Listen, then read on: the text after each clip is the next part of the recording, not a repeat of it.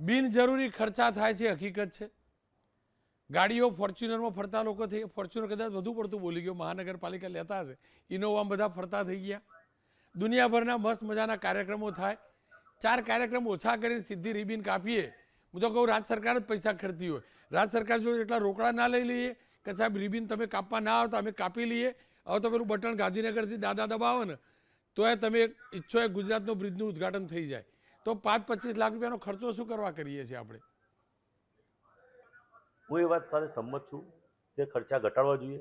અને હું આપના માધ્યમથી કહેવા માગું છું કે નગરપાલિકાના બોર્ડ અને નગરપાલિકાના ચીફ ઓફિસરની પણ એટલી જવાબદારી છે. અને આ જ જવાબદારી પ્રમાણે સરકારે એવું નક્કી કરવું જોઈએ કે પહેલાં પાણીના બિલ ચૂકવાય, પછી લાઇટના બિલ ચૂકવાય, અને આ બિલ ચૂકવાયા પછી જ વિકાસના કામો થાય. કારણ કે આમાં શું કરે છે, બોર્ડને અંધારામાં રાખવામાં આવે છે. હું સ્પષ્ટ કહેવા માગું છું, બોર્ડને અંધારામાં રાખવામાં આવે અને બોર્ડને એવું કહેવામાં આવે કે આ પૈસા નહીં ભરે ચાલશે.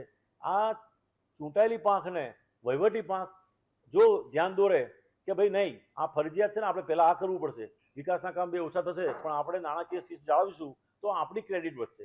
તો કાલે ઉઠીને નવા પ્રોજેક્ટ માટે આપણે બેંકમાંથી લોન લેવી હોય તો પણ મળશે.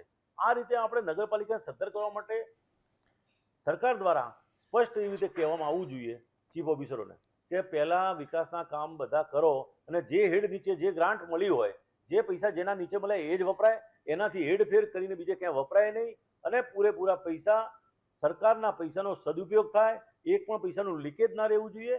એ વાત સાથે હું સંમત છું.